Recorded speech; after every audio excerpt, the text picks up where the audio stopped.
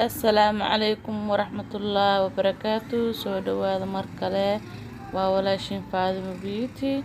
ما شاء الله waxaan idin hayaa cilaan qurux badan oo loo yaqaana waa jacaylka dunida daawasho wacan asxaabta qaalida aan jeclahay oo ku xiran channelkayga aad iyo aad ayaan idinkaga mahadcelinaa dhiirigelintiina iyo mar walba garab taagantihiin.